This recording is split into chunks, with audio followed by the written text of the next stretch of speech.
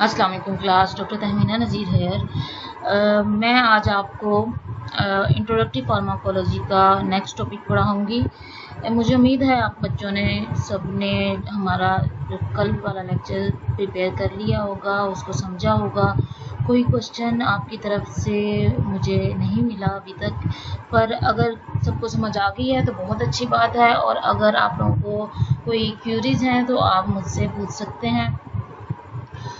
और अपने लेक्चर्स को साथ साथ प्रिपेयर करें काइंडली, ताकि जब भी आपका टेस्ट हो कमिंग वीक में आपको कोई इशू ना हो उससे रेलिवेंट। अच्छा, तो आज का हमारा टॉपिक है फार्माकोकाइनेटिक्स। बिस्मिल्लाहिर्रहमानिर्रहीम। आज हम अपना टॉपिक स्टार्ट करते हैं। नेक्स्ट, फार्माकोकाइनेटिक्स की मैंने आपको कल डेफिनेशन बताई थी। फार्माकोकाइनेटिक्स क्या है? फार्माकोकाइनेटिक्स के बारे में कल हमने इंट्रोडक्टरी लेक्चर पढ़ा। इंट्रोडक्टरी लेक्चर में हमने फार्माकोलॉजी क्या है, उसकी डेफिनेशंस क्या हैं, उससे रेलिवेंट उसकी ब्रांचेस क्या हैं, वो ब्रांचेस जो हम अपनी फील्ड में पढ़ेंगे वो कौन कौन सी थी, हमने उसको पढ़ा। तो आज उसमें से जो मेजर डोमेन है फार्माकोकाइनेटिक्स, उसको हम स्टार्ट करेंगे। उसके साथ साथ मैं आपको थोड़ा सा ब्रीफली रिव्यू देती जाऊँ। फार्माकोकाइनेटिक्स है क्या? फार्माकोकाइनेटिक्स वो आपकी बॉडी का आपके ड्रग के ऊपर क्या एक्शन होता है, वो फार्माकोकाइनेटिक्स कहलाती है। ठीक है, फार्माकोकाइनेटिक्स क्या है कि जब आप ड्रग कोई भी मेडिसिन लेते हो तो वो आपके अगर ओरली आपके बॉडी से गुजर के आपके स्टमक या आपके ब्लड सर्कुलेशन में एंटर हो रही है, तो उस ड्यूरेशन में आपकी जितने भी बॉडी पार्ट्स इन्वॉल्व होते हैं दरमियान में, उनका इस पर क्या क्या एक्शन है। तो ये हम सारी चीज़ें आया कि एब्जॉर्प्शन किस पार्ट पे हो रही है, डिस्ट्रीब्यूशन किस जगह पे हो रही है, कैसे हो रही है, और उसके बाद मेटाबॉलिज्म, उसको जो बायो ट्रांसफॉर्मेशन है वो उसका कैसे हो रहा है, उसके बाद उसकी एलिमिनेशन कैसे हो रही है। ये सारी चीज़ें हम फार्माकोकाइनेटिक्स में पढ़ते हैं। आज का हमारे चैप्टर का बेसिक ऑब्जेक्टिव है फार्माकोकाइनेटिक्स। उसके अलावा हम साथ पढ़ेंगे कि किस किस तरीके से हम ड्रग्स को अपनी बॉडी में लेके जाते हैं, मतलब कि किस तरह हम ड्रग इनटेक करते हैं। उसके डिफरेंट मेथड्स हैं, उन मेथड्स को हम फॉलो करेंगे, उनको पढ़ेंगे। फार्माकोकाइनेटिक्स के बाद हम उसके roots of administration of drugs पढ़ेंगे। अच्छा, इसके बाद हम पढ़ेंगे फार्माकोकाइनेटिक्स का जो फर्स्ट स्टेप है, ड्रग की एब्जॉर्प्शन। आज हम फार्माकोकाइनेटिक्स का फर्स्ट फेज है, जो फर्स्ट उसका स्टेज है, उसको डिस्कस करेंगे। साथ ही हम उसका डिस्कस करेंगे कि उसके जो एब्जॉर्प्शन है ड्रग की, उसके ऊपर कौन कौन से फैक्टर इफेक्ट करते हैं। चले हम स्टार्ट करते हैं अपना आज का लेक्चर। फार्माकोकाइनेटिक्स, तो इसके 4 फेजेस थे। मैंने कल आपको इसका ब्रीफली ओवरव्यू दिया था। आज भी हम इसका एक नए तरीके से इसकी डेफिनेशन देख लेते हैं। एब्जॉर्प्शन क्या है, एब्जॉर्प्शन, फिर उसके बाद डिस्ट्रीब्यूशन क्या है, इसका जो सेकंड फेज है। थर्ड फेज इसका मेटाबॉलिज्म, या जिसको बायो ट्रांसफॉर्मेशन भी बोलते हैं, वो क्या है। फोर्थ इसकी फेज है एक्सक्रीशन, मतलब एलिमिनेशन, के बॉडी से ड्रग किस तरह रिमूव होती है। ठीक है, अब हम पढ़ते हैं एब्जॉर्प्शन को। एब्जॉर्प्शन क्या है? Basically absorption transport from site of administration, कि चाहे आपने ओरली ली है मेडिसिन, चाहे इंजेक्शन के थ्रू ली है, चाहे आपका रेक्टल वे था मेडिसिन को बॉडी में इंट्रोड्यूस करवाने का, या कोई भी इसका मेथड था, उसके वहाँ से लेकर आपकी बॉडी में ड्रग इंड्यूस हुई है, उसका ब्लड सर्कुलेशन तक जाना एब्जॉर्प्शन कहलाता है। ठीक है, एब्जॉर्प्शन क्या है? Transport from site of administration, मतलब जिस भी तरह आपने मेडिसिन इनटेक किया है, वहाँ से ड्रग आपके खून तक किस तरह जाएगी, उसको एब्जॉर्प्शन बोलते हैं। फिर उसके बाद डिस्ट्रीब्यूशन आता है। डिस्ट्रीब्यूशन क्या है? Transport to site of action. Site of action कौन सा होगा? आपके टिश्यूज, कोई ऑर्गन जिसमें कोई खराबी आई है, जो दर्द की वजह बन रहा है, उस तक ड्रग कैसे जाएगी, वो प्रोसेस क्या है हमारा, वो स्टेज कौन सी है फार्माकोकाइनेटिक्स की, उसको डिस्ट्रीब्यूशन बोलते हैं। फिर उसके बाद थर्ड स्टेज आती है मेटाबॉलिज्म की। मेटाबॉलिज्म क्या होता है? Bio transformation of drug in various system. अब जिस भी जगह पेन हो रही थी, आपके स्टमक में हो रही थी, अगर उधर ड्रग गई है तो उधर ड्रग स्टमक में मौजूद एंजाइम के साथ रिएक्शन करके अपन नई केमिकल जो उसका स्ट्रक्चर है उसको कुछ हद तक चेंज कर देगी। तो ये जो केमिकल का एंजाइम के साथ इंटरेक्शन होता है, उसके रिजल्ट में उसका जो केमिकल स्ट्रक्चर चेंज हो जाता है, उस चीज़ को बोलते हैं मेटाबॉलिज्म, जो कि फार्माकोकाइनेटिक्स की थर्ड स्टेज है। अब बात करते हैं फोर्थ स्टेज की, जिसका है एक्सक्रीशन, के बॉडी से किस, अब जो ड्रग ने एक्शन परफॉर्म करना था, पेन है, पेन को रिड्यूस करवाना था, कर लिया। उसके बाद जो ड्रग है वो बॉडी से एलिमिनेट किस प्रोसीजर के थ्रू होगी, वो हम फार्माकोकाइनेटिक्स की फोर्थ स्टेज में पढ़ेंगे। ठीक है, यहाँ तक बात समझ आ गई होगी। फार्माकोकाइनेटिक्स वो प्रोसेस है जिसमें आपकी ड्रग के ऊपर आपकी बॉडी का क्या रिएक्शन आता है। ठीक है, अब इसकी चार स्टेजेस, एब्जॉर्प्शन, डिस्ट्रीब्यूशन, मेटाबॉलिज्म और एक्सक्रीशन, जिसको मैंने एक्सप्लेन कर दिया। आज के हम इस लेक्चर में एब्जॉर्प्शन के ऊपर फोकस करेंगे। एब्जॉर्प्शन क्या है, उसकी आगे उसके ऊपर फैक्टर्स कौन कौन से अफेक्ट करते हैं, ये सारा हम आज के लेक्चर में डिस्कस करेंगे। उसके एब्जॉर्प्शन और उसकी जो फैक्टर है उस तक जाने से पहले हम उसके जो ड्रग है उसको किन किन तरीकों से हम लेते हैं, किन किन तरीकों से बॉडी में इंट्रोड्यूस करवाते हैं, वो पढ़ते हैं। सबसे पहले है इस टॉपिक का जो मेन हेडिंग है, रूट्स ऑफ एडमिनिस्ट्रेशन बोलेंगे। Roots of administration of drug ये दो तरह की होती है। एक हम जीआईटी ट्रैक के थ्रू लें, दूसरा जीआईटी ट्रैक के अलावा कोई ऐसा इंट्रोडक्टरी, मतलब कि ऐसा ड्रग को इंट्रोड्यूस करवाने वाला पार्ट हम यूज़ करें बॉडी का, तो उसको पैरेंट्रल बोलते हैं।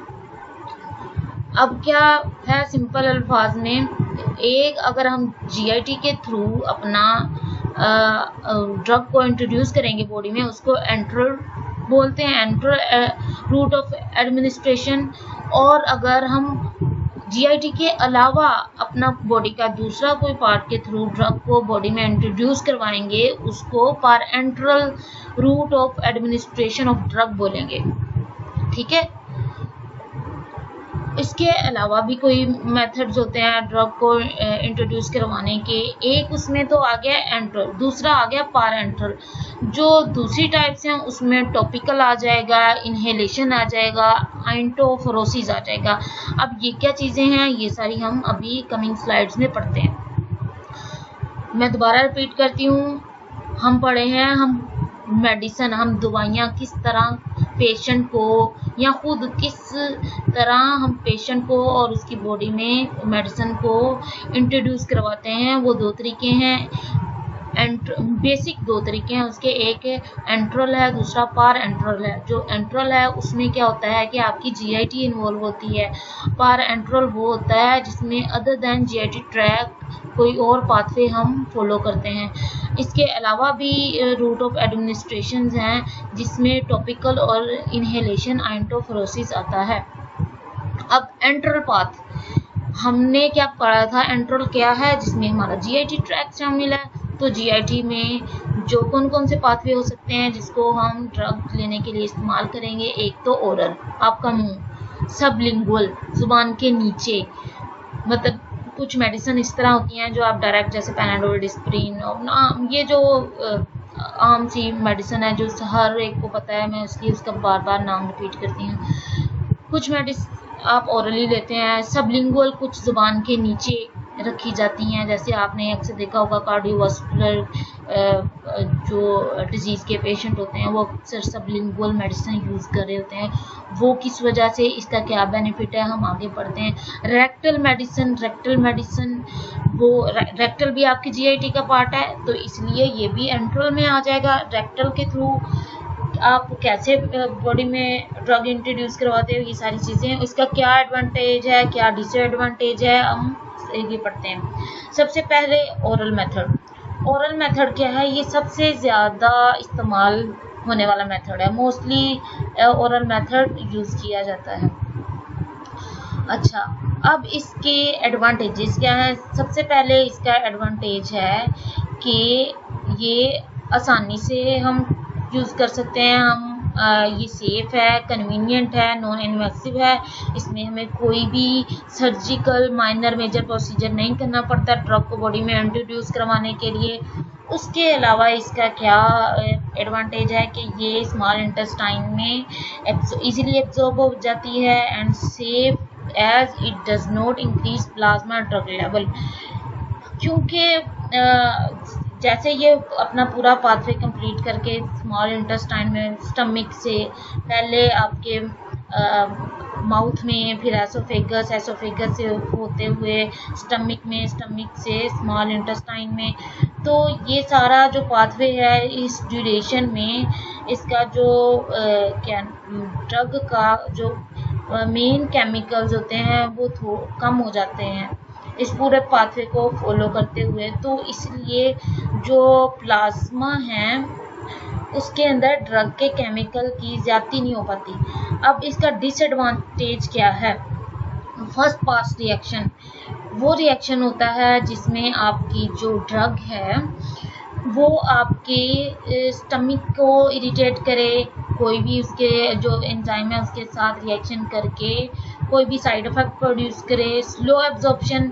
अब जब आप ओरली कोई भी मेडिसिन ले रहे होते हो तो ये बड़ा लंबा पाथवे फॉलो करता है, जैसे मैंने भी आपको बताया, माउथ, फिर आपकी फेरिंग्स आ जाती है, फिर उसके बाद आपका एसोफेगस, फिर आपका स्टमक और स्मॉल इंटेस्टाइन, फिर और इसी ड्यूरेशन में ये आपकी जीआईटी की इरिटेशन भी काज कर सकता है। क्या पता किसी को ये मेडिसिन सूट ना करे तो वो उस जगह पे कोई ना कोई इन्फ्लेमेशन, कोई इन्फेक्शन वगैरह काज कर सकता है। और इसका एक और नुकसान ये भी है कि आप अनकॉन्शियस पेशेंट को ये एडमिनिस्टर नहीं कर सकते, कोई प्रिस्क्राइब नहीं कर सकते कि ओरली पेशेंट ये मेडिसिन ले। अब हम पढ़ते हैं, हमने अभी ओरल पाथवे की बात की कि हम ओरली मेडिसिन लेते हैं तो उसके एडवांटेजेस भी हैं, डिसएडवांटेज भी है। ठीक, अब हम सबलिंगुअल की बात करेंगे, सबलिंगुअल को और साथ बक्कल की। सबलिंगुअल जुबान के नीचे, बक्कल बिटवीन दी चीक्स। ये मेडिसिन क्या होती हैं? ये क्विकली एब्जॉर्ब हो जाती हैं आपके जुबान के नीचे। अब इनका फ़ायदा क्या है?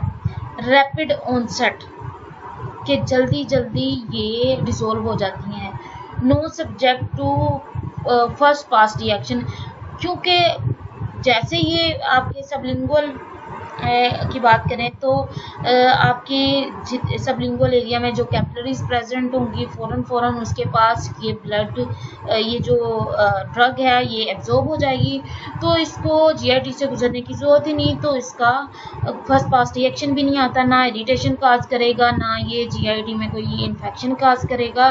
तो इसलिए ये जो है ये फ़ौरन अपना रिएक्शन शो करता है। यहाँ तक समझ आ गई? अब अगर हम इसकी बात करें तो ये मोस्टली क्या होता है कि आपके जैसे ही आपके कैपिलरीज का जो नेटवर्क है आपके टंग के नीचे, वो इस ड्रग्स को फ़ौरन डिसॉल्व कर लेता है, अपने अंदर ब्लड उसको ले जाता है और फ़ौरन सिस्टमिक सर्कुलेशन के अंदर ये ड्रग के जो केमिकल हैं वो सर्कुलेट करना शुरू कर जाते हैं। अब इसकी वजह से शॉर्टेस्ट पाथवे ये फॉलो करता है और आपकी जो सुपीरियर वेना केवा है उधर ये जल्दी से एब्जॉर्ब हो जाता है। बात फॉलो की, मैं बता रही हूँ सबलिंगुअल, हम पढ़ रहे हैं रूट्स, कौन से पाथवे के थ्रू हम ड्रग्स को अपनी बॉडी में या पेशेंट की बॉडी में हम इंट्रोड्यूस करवाएंगे। सबसे पहले क्या है कि सबसे पहले है हमने पढ़ा ओरल, उसके बाद हमने पढ़ा सबलिंगुअल और बकल। सबलिंगुअल में एक आसान सी मैं एग्जांपल बताती हूँ, जैसे एंजिसिड है। आप कार्डियोवास्कुलर पेशेंट को जब उनका बीपी शूट करता है तो उनके बीपी को 120/80 होता है ना नॉर्मल बीपी।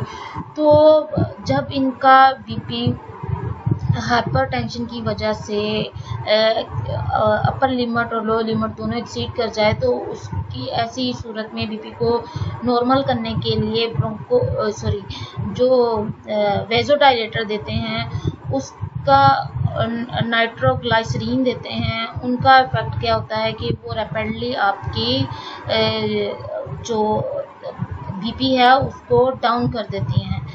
अच्छा, तो इस ड्यूरेशन में क्या होता है कि ये जो सबलिंगुअल है इसका रैपिड ऑनसेट है, फ़ौरन ये जो भी बीपी का शूट करना है उसको कम कर देगा। इसमें क्या होता है, पेशेंट अपनी ज़ुबान के नीचे एक रैपिडली डिज़ोल्विंग मेडिसिन होती है, एंजिसिड के नाम से आती है मार्केट में, वो यूज़ करता है और उसको 10 से 15 मिनट के ड्यूरेशन में इफेक्ट आना शुरू हो जाते हैं कि उसका बीपी डाउन होना शुरू हो जाता है। अच्छा, अब इसकी बात करें हम रेक्टल पाथवे की। हम रेक्टल जो इसका थर्ड पाथवे है उसमें क्या होता है कि हम जो आपका रेक्टम है उसके थ्रू ड्रग को इंट्रोड्यूस करवाते हैं। जैसे अक्सर लैक्सेटिव यूज़ की जाती हैं बच्चों में, जो कॉन्स्टिपेशन होती है उसको ट्रीट करने के लिए सपोजिटरीज यूज़ की जाती हैं। तो उसकी फॉर्म में रेक्टम में जब ये ड्रग इंट्रोड्यूस होती है तो आप वो जो कॉन्स्टिपेशन है वो रिजॉल्व हो जाती है। अच्छा, the rectal route is commonly use to administer anti emetic agent. अच्छा, रेक्टल पाथवे फॉलो करने के फ़ायदे भी हैं और नुकसान भी हैं। अब इसका फ़ायदा क्या है कि ऐसे पेशेंट जिनको वोमिटिंग हो रही हो, जो बेहोश हों, जो खुद मेडिसिन नहीं ले सकते, उनको हम रेक्टल पाथवे के थ्रू मेडिसिन इंट्रोड्यूस करवाते हैं। अब जो वोमिटिंग को कंट्रोल करने के लिए मेडिसिन यूज़ होती है उसको एंटी एमेटिक्स बोलते हैं। तो इसकी एग्जांपल यही है कि हम वोमिटिंग को कंट्रोल करने के लिए एंटी एमेटिक्स रेक्टल पाथवे के थ्रू इंट्रोड्यूस करवाते हैं, क्योंकि बार बार वोमिटिंग की वजह से पेशेंट तो ओरल पाथवे फॉलो नहीं कर पाएगा, ओरल मेडिसिन नहीं इनटेक कर सकेगा, क्योंकि जैसे वो मेडिसिन लेगा फ़ौरन इफ्लक्स होगा, मेडिसिन वापस वोमिटिंग के थ्रू बाहर आ जाएगी, उसका कोई एब्जॉर्प्शन नहीं हो पाएगी। तो उसको इस चीज़ को ओवरकम करने के लिए हम क्या करते हैं, हम रेक्टल पाथवे के थ्रू पेशेंट को ड्रग इंट्रोड्यूस करवाते हैं। इसका नुकसान क्या होता है कि जो रेक्टल की म्यूकोजल लाइन है उसके अंदर इस ड्रग के केमिकल की वजह से इरिटेशन भी हो सकती है और साथ की कोई इन्फ्लेमेशन, इन्फेक्शन, स्वेलिंग वगैरह कुछ भी इस तरह का साइड इफ़ेक्ट जाहिर हो सकता है। अब हम पढ़ते हैं पारेंटल रूट। पारेंटल रूट क्या है कि मैंने आपको बताया अदर दैन जीआईटी के अलावा जो हम रूट फॉलो करेंगे वो पारेंटल रूट है, जिसमें क्या आते हैं आपकी इनहेलेशन रूट। अब इनहेलेशन क्या है कि इनहेल क्या करना होता है, कोई भी जो वोलाटाइल गैस की फॉर्म में ड्रग है उसको नेजल और ओरल कैविटी के थ्रू लंग्स तक लेके आना, उसको इनहेलेशन रूट बोलते हैं। तो इसमें वोलाटाइल गैसियस ड्रग यूज़ की जाती हैं। इसकी एग्जांपल में है ब्रोंकोडायलेटर। अक्सर आपने देखा होगा कि जो एस्थमेटिक पेशेंट है, जो ब्रोंकाइटिस के पेशेंट है, या कोई ऐसे जिनको लंग्स का इशू होता है, उनके पास अक्सर इनहेलर्स मौजूद होते हैं। वो क्या होते हैं, वो ब्रोंकोडायलेटर्स होते हैं गैसियस फॉर्म में। अच्छा, तो इसकी एक एग्जांपल ये भी है एल्बिट्रोल और कोर्टिकोस्टेरॉइड, जिसमें आता है फ्लूटिकेसेन। अच्छा, इसके अलावा इसके एडवांटेजेस भी हैं और डिसएडवांटेजेस भी हैं। जो एडवांटेज है उसका, उसमें large surface of drug absorption, drug application of respiratory disorder, direct application of respiratory disorder. अब एडवांटेज क्या है इसका कि जैसे ही हम इनहेल करते हैं गैसियस ड्रग को, तो उसके पास पूरा आपका जो रेस्पिरेटरी ट्रैक है उस वो एज ए सरफेस एरिया काम कर रहा होता है और मैक्सिमम एब्जॉर्प्शन हो सकती है इस पाथवे के थ्रू। इसके अलावा इसको जो भी मैंने अभी बताया कि रेस्पिरेटरी डिसऑर्डर में भी हम डायरेक्ट यूज़ कर सकते हैं, जैसे इनहेलर्स में यूज़ किया जाता है ड्रग्स को। अब इसके डिसएडवांटेज क्या है, यही कि ये जिस पूरे पाथवे में से गुजर के आपके लंग्स को ट्रीट कर रहा है, उसके जो सिम्टम्स आ रहे हैं, एबनॉर्मल सिम्टम्स शो हो रहे हैं, उसको रिड्यूस कर रहा है। तो वो जो पूरा ट्रैक फॉलो करेगा उसमें इरिटेशन भी हो सकती है, इसके केमिकल के साइड इफ़ेक्ट के तौर पे इन्फ्लेमेशन हो सकती है, इन्फेक्शन हो सकता है, और जो ये भी इसका नुकसान है कि जो आपकी ड्रग है वो म्यूकोजल लाइन या आपके सीलिया में एंट्रैपमेंट हो जाए। अब इसके अलावा इंजेक्शंस की बात करें, इंजेक्शन भी पारेंट्रल में ही शामिल होगा अदर दैन जीआईटी ट्रैक जो हम इसको इंट्रोड्यूस करवा रहे हैं बॉडी में। तो इंजेक्शन हमारे इंट्रावेनस भी होते हैं, इंट्रा आर्टिकुलर भी होते हैं, सबक्यूटेनियस भी होते हैं, इंट्रामस्कुलर भी होते हैं, इंट्राथीकल भी होते हैं। तो सबसे पहले इंट्रावीनस की बात करें, इसमें क्या करते हैं, जो आपकी पेरिफेरल वेन्स होती हैं उसमें क्या करते हैं, आपका ये जो ड्रग है उसको डायरेक्टली इंट्रोड्यूस करवा दिया जाता है, जैसे आईवी कैनुला के थ्रू ड्रग को इंट्रोड्यूस करवाया जाता है। ये जो इंजेक्शन है इसमें क्या होता है कि मैक्सिमम जो आईवी इंजेक्शन है इसमें मैक्सिमम एब्जॉर्प्शन होती है। क्यों? क्योंकि जो जीआईटी ओरल में जब हम जीआईटी ट्रैक को यूज़ कर रहे थे उसके ड्यूरेशन में जो पूरे पाथवे में ड्रग के केमिकल गुजर के जा रहे हैं, वो किसी न किसी जगह पे कहीं एंट्रैप हो रहे हैं, कहीं पे डिसइंटीग्रेट हो रहे हैं, और किसी जगह पे उसको जीआईटी की जो म्यूकोजल लाइन है वो एंट्रैप कर रही है। तो और इसके अलावा भी बहुत से इफ़ेक्ट होते हैं जिसकी वजह से ये जो आपकी जो ड्रग है वो जितनी अमाउंट में हमने इंटेक किया होता है उतनी ही डोजेज आपकी प्लाज्मा लेवल तक पहुंच नहीं सकती, तो इसलिए आपके ब्लड तक नहीं पहुंचती। इसीलिए जो इंट्रावीनस प्रोसेस है इस ड्यूरेशन में कोई उसको जीआईटी का ट्रैक फॉलो ही नहीं करना पड़ा, डायरेक्ट ब्लड में ड्रग जा रही है। तो जितनी अमाउंट में हमने इंट्रोड्यूस की है बॉडी में उतनी ही अमाउंट में वो ब्लड में प्रेजेंट होगी, उतनी ही अमाउंट में वो आगे डिस्ट्रीब्यूट करेगी टिश्यूज लेवल तक। अब इंट्रा आर्टीरियल, इसमें इसके एग्जांपल में इसमें हम आर्टरीज में ड्रग को इंजेक्ट करते हैं।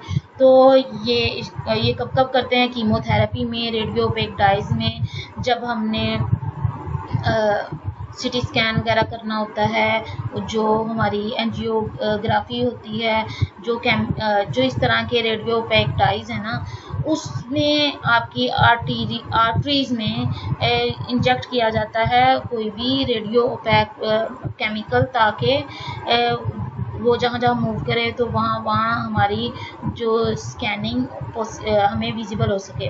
अब कीमोथेरेपी में भी जो ड्रग्स यूज़ की जाती हैं वो भी इंट्रा आर्टीरियल पाथवे में इंट्रोड्यूस करवाई जाती हैं।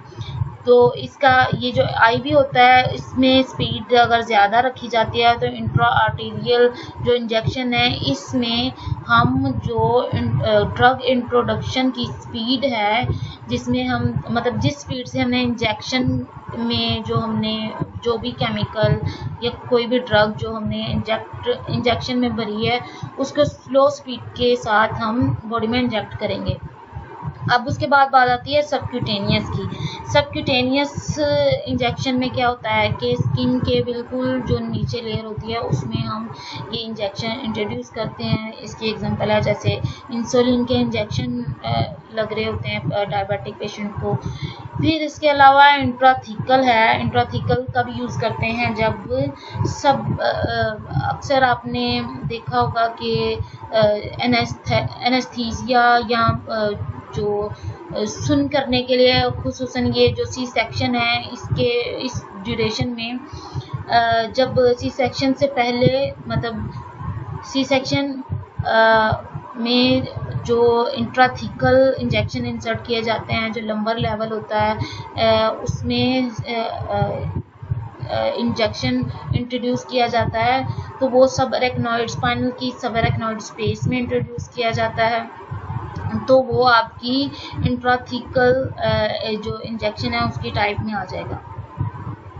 अब ये इन्होंने थोड़े एंगल बताए हैं कि इंट्रामस्कुलर को 90 डिग्री पे बॉडी में मसल्स में हम इंसर्ट करते हैं, और जो सबक्यूटेनियस होता है उसका एंगल हम 45 रखते हैं। ये देखें, ये 45 के एंगल पे बॉडी के अंदर इसकी सिरिंज को इंजेक्ट करेंगे।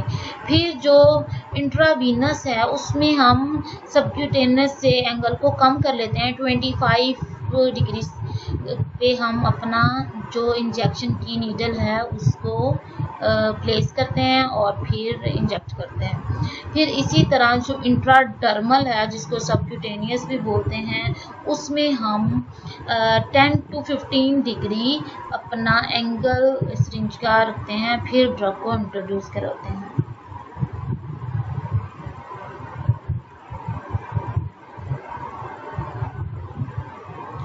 अब इसके एडवांटेजेस क्या हैं, डिसएडवांटेजेस क्या हैं। अब अगर हम बात करें इंजेक्शन के एडवांटेजेस की। इंजेक्शन फ़ौरन इमरजेंसी की सूरत में देते हैं, रैपिड इसका ऑनसेट है। क्योंकि डायरेक्ट ब्लड में ड्रग इंट्रोड्यूस हो रही है, तो उसके वो एब्जॉर्प्शन के फेज से मतलब एब्जॉर्प्शन के लिए पूरे जीआईटी के गुजरने की ज़रूरत नहीं है। इसमें कोई फर्स्ट पास रिएक्शन नहीं होता, मतलब कि कोई किसी एक्सटर्नल कोई भी ब्लड के अलावा ये किसी और बैरियर को क्रॉस नहीं कर रहे। इसके डिसएडवांटेजेस ये हैं कि हमारी जो इन्फेक्शन होता है वो काज हो सकता है, इससे क्लोटिंग वगैरह हो सकती है, ब्लड के साथ रिएक्शन कर सकते हैं आपका। फिर एक और ड्रग को बॉडी में इंट्रोड्यूस करवाने का मेथड है टॉपिकल मेथड। जितने भी आप ऑइंटमेंट यूज़ करते हैं स्किन के ऊपर, वो टॉपिकल मेथड ही होता है आपका, जिसमें आप ड्रग को बॉडी में इंट्रोड्यूस करवाते हैं। तो इसकी एग्जांपल है क्लोट्रिमाजोल। ये एंटीफंगल होती है जब कोई भी स्किन के जो डिजीज़ हो जाए, जैसे कि डर्मेटोफाइटोसिस, तो इसमें ये एंटीफंगल यूज़ की जाती है। अब इसके एडवांटेजेस और डिसएडवांटेजेस क्या है। कोई भी एडवांटेज ये है इसका कि कोई भी लोकल स्किन की कंडीशन है, रिंगवर्म है या डर्मेटोफाइटोसिस है या कोई भी बैक्टीरियल इन्फेक्शन है, तो उसकी सूरत में ये जिस जगह पे भी इन्फेक्शन होगा उस जगह पे आप इसको इंट्रोड्यूस करवाएंगे। इसके अलावा जो टॉपिकल आप म्यूकोजल लेयर में भी, जो नेज़ल हो गई, आई की म्यूकोजल लेयर, उसमें भी जितने भी आप वो जो नेज़ल स्प्रे या आई ड्रॉप्स जो यूज़ करते हैं वो सारा टॉपिकल में आ जाता है। अच्छा, उसके बाद हम डिसएडवांटेजेस की बात करते हैं, तो इसके सिस्टम के ऊपर कोई साइड इफ़ेक्ट नहीं होते। अच्छा, इसके अलावा भी कुछ रूट्स हैं आपके ड्रग को बॉडी में एडमिनिस्टर करने के लिए। उसमें सबसे पहले ट्रांसडर्मल, फिर उसके बाद आइंटोफ्रोसिस और फोनोफ्रोसिस। ये थेराप्यूटिक्स मेथड है वो जिसमें आप किसी भी जो स्किन डिजीज़ है उसका मशीन, इलेक्ट्रिक करंट या कोई मशीन इक्विपमेंट यूज़ करके उसको बॉडी में ड्रग को इंट्रोड्यूस करवाते हैं।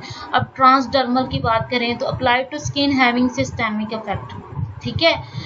जो ट्रांसडर्मल पैचेस होते हैं, कोई भी जो ड्रग होती है उसके पैच बना दिए जाते हैं, उसको स्किन के ऊपर अप्लाई किया जाता है तो उसका इफेक्ट आता है आपकी बॉडी के ऊपर। तो इसकी एक एग्जांपल ये भी है, nicotine transdermal patches which are used to facilitate smoking cessation. Smoking को रोकने के लिए, या ऐसे लोग जो हैबिचुअल मतलब स्मोकर्स होते हैं उनको इस चीज़ से हटाने के लिए निकोटीन ट्रांसडर्मल पैचेस यूज़ होते हैं ताकि उनकी ये जो हैबिट है वो ख़त्म हो जाए।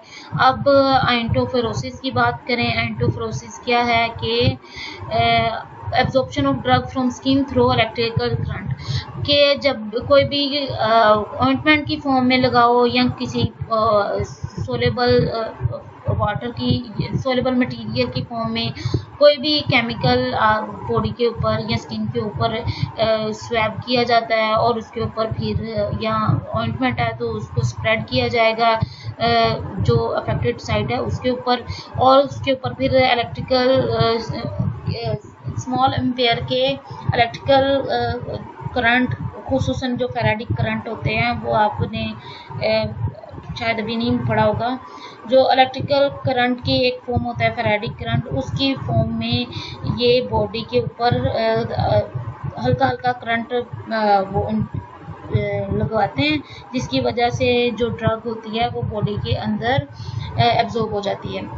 फिर उसके बाद बात करें फोनोफेरोसिस की, तो इसमें क्या होता है, एक अल्ट्रासोनोथेरेपी होती है, जिस अल्ट्रासाउंड मशीन होती है जिसमें जो थेराप्यूटिक यूज़ में आती है फिजियोथेरेपी की फील्ड में। उसमें क्या होता है, कोई भी पेन किलर एनाल्जेसिक हो गया, उसको बॉडी जो अफेक्टेड एरिया होता है, पेन की साइट होती है, उसके ऊपर बिल्कुल स्प्रेड करके, तो अल्ट्रासाउंड जो एक मशीन है उसको उसके प्रोब को उसके जो मेडिसिन है जो आपने स्प्रेड की है उसके ऊपर फेरते हैं, तो फिर इस तरह उसके जो ड्रग है उसकी मैक्सिमम एब्जॉर्प्शन बॉडी के अंदर पॉसिबल होती है। अब हम बात करते हैं ड्रग एब्जॉर्प्शन की। ड्रग एब्जॉर्प्शन क्या है? बेसिकली ये आपको मैंने सबसे पहले बताया कि ये फार्माकोकाइनेटिक्स का सबसे पहला स्टेप है। हम जो इतनी ज़्यादा रूट्स पढ़ के आए हैं इसमें बेसिकली मैं बार बार बात कर रही थी ना कि ड्रग एब्जॉर्ब होती है, इस पाथवे के थ्रू ज़्यादा होती है, इस पाथवे के थ्रू कम एब्जॉर्ब होती है। अब ये एब्जॉर्प्शन है क्या, वो देखते हैं। Absorption is the transfer of drug from its site of administration to the blood stream via one of several mechanism. Blood क्या है कि बहुत से कोई भी हम रूट को फॉलो कर लें, उनमें से किसी भी एक रूट को ले लें, अब उसके थ्रू हमने मेडिसिन बॉडी में इंट्रोड्यूस करवाई, वहाँ से वो एब्जॉर्ब होके अपनी ब्लड स्ट्रीम तक गई। ठीक है, मतलब ड्रग एब्जॉर्प्शन का मकसद क्या है कि जो भी हमने मेडिसिन खाई है उसको हमने खून तक पहुँचाना है। अब इसके अंदर ही हम एक डेफिनेशन छोटी सी पढ़ते हैं, बायो अवेलेबिलिटी। बायो अवेलेबिलिटी क्या है कि एब्जॉर्प्शन के बाद जितनी अमाउंट ऑफ ड्रग आपके सिस्टम को प्रेजेंट जो उस सिस्टम में जाती है या सिस्टम को अवेलेबल होती है उसको बायो अवेलेबिलिटी बोलते हैं। The amount of drug that is available in systemic circulation is called bio availability. अब इधर बताया हुआ है कि अगर हम आईवी के थ्रू, आईवी मतलब इंट्रावेनस इंजेक्शन के थ्रू अगर ड्रग को एब्जॉर्ब करवाते हैं तो उधर मैक्सिमम एब्जॉर्प्शन होती है, 100% एब्जॉर्प्शन होती है सिस्टेमिक सर्कुलेशन में। तो इसका क्या मतलब है कि हमारी बायो अवेलेबिलिटी 100% है। बात समझ आई? बायो अवेलेबिलिटी क्या थी कि आपको के खून में कितनी ड्रग गई, अगर उसके एब्जॉर्प्शन के दौरान कोई ड्रग ज़ाया नहीं हुई, ड्रग का कोई केमिकल ज़ाया नहीं हुआ, तो वो अब आपकी बायो अवेलेबिलिटी 100% होगी। जैसे कि आईवी में डायरेक्ट खून के अंदर डालते हैं ना ड्रग, तो उसमें क्या होता है, आपकी 100% बायो अवेलेबिलिटी होती है। Drug delivery by other route में result in only partial absorption and thus lower bioavailability. तो अगर आप इसके अलावा आईवी के अलावा कोई भी पाथवे फॉलो करेंगे तो कुछ ना कुछ हद तक केमिकल ज़ाया हो जाएंगे, प्रोसेसिंग के दौरान, और आपकी जो ड्रग की अवेलेबिलिटी है ब्लड को वो कम हो जाएगी। अब हम बात करें mechanism of absorption of drug की फ्रॉम जीआईटी ट्रैक। सबसे पहले हम जीआईटी ट्रैक की बात करते हैं, किस तरह होती है। एक इसका एक्टिव पाथवे होता है, एक के ड्रग किस तरह एब्जॉर्ब होता है, डिफ्यूजन के थ्रू, फैसिलिटेटेड डिफ्यूजन के थ्रू, एक्टिव ट्रांसपोर्ट के थ्रू और एंडोसाइटोसिस के थ्रू। ये वो पाथवे हैं जिसमें आपकी ड्रग जीआईटी में एब्जॉर्ब होके आपकी ब्लड तक जाएगी। सबसे पहले पैसिव की बात करें तो the driving force for the passive absorption of drug is concentration gradient. मतलब अगर ड्रग बाहर ज़्यादा है, उसके मतलब सेल की मेम्ब्रेन से बाहर ड्रग ज़्यादा है तो वो आसानी से पैसिवली लो कंसंट्रेशन की तरफ मूव कर जाएगी।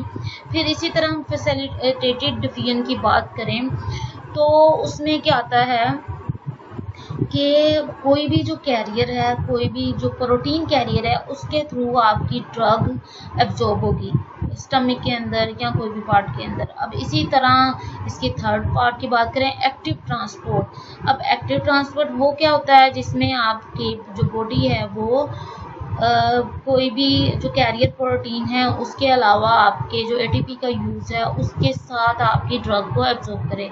This mode of drug entry also involve specific carrier protein that span the membrane.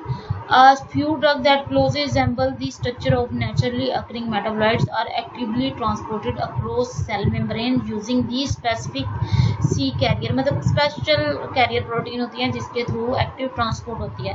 अब एंडोसाइटोसिस एक्सोसाइटोसिस के प्रोसेस का पता है आपको। एंडोसाइटोसिस वो होता है जिसमें सेल मेम्ब्रेन अंदर की तरह इमेजिनेट करती है, मतलब अगर बाहर ड्रग पड़ी होगी सेल मेम्ब्रेन उसके गिर्द इन्वेल्व बनाएगी और उसको अपने जो अंदर कैविटी के अंदर ले जाएगी। और एक्सोसाइटोसिस पता है आपको कि जो हमने न्यूरोट्रांसमीटर का रिलीज पढ़ा था उसमें क्या हो रही थी, आउट बल्जिंग हो रही थी न्यूरोट्रांसमीटर की एक्सोनल टर्मिनल से, तो वो एक्सोसाइटोसिस है। इसका क्या था कि ड्रग अंदर मौजूद है किसी उसके पार्ट के, तो वहाँ से वो आउट बल्जिंग बना के सेल मेम्ब्रेन के आउट पाउचेस बना के एब्जॉर्ब कर रही है ड्रग को।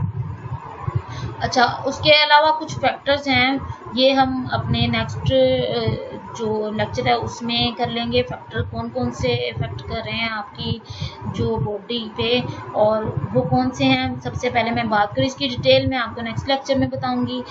सबसे पहले हम इसमें आते हैं कि आपकी अगर पीएच है, एसिडिक या बेसिक ड्रग है तो उसका आपकी बॉडी के ऊपर क्या रिएक्शन है। उसके अलावा मैं बताऊंगी आपको कि आपकी जो ब्लड फ्लो है वो अगर किसी एरिया का ज़्यादा है तो उस पर क्या इफेक्ट आता है, किसी एरिया का कम है तो उस पर क्या इफेक्ट आएगा ड्रग की एब्जॉर्प्शन पे। फिर इसी तरह सरफेस एरिया की बात करें, अगर सरफेस एरिया बॉडी का कम या ज़्यादा है तो उसके लिहाज से ड्रग की एब्जॉर्प्शन पे क्या असर आएगा, कितनी देर तक आपकी बॉडी में ड्रग को स्टे करती है वो हम देखेंगे। फिर हम देखेंगे कि एक्सप्रेशन ऑफ पी ग्लाइकोप्रोटीन क्या चीज़ है कि और इसका हमारी ड्रग की एब्जॉर्प्शन पे क्या असर है। फिर आज मैं आपको बताती हूँ रिवीजन में हमने इसमें सारा आज के टॉपिक में हमने फार्माकोकाइनेटिक्स पढ़ा। फार्माकोकाइनेटिक्स के बाद हमने उसकी रूट्स पढ़े हैं, रूट्स मैंने आपको डिटेल बताए हैं, हर एक को मैंने रिवाइज किया है साथ साथ। उसके अलावा मैंने आपको क्या पढ़ाया है, एब्जॉर्प्शन जो आपके फार्माकोकाइनेटिक्स की फर्स्ट स्टेज है, उसके फैक्टर का ओवरव्यू लिया है। फैक्टर को हम कल मज़ीद डिस्कस कर लेंगे। Thank you so much. Kindly अपना लेक्चर टाइम पे देखें और इसको साथ साथ याद करें। जो भी आपका टाइम स्पैन है इसमें अपने आप को महफूज रखें, इसमें stay home, stay safe. Thank you so much.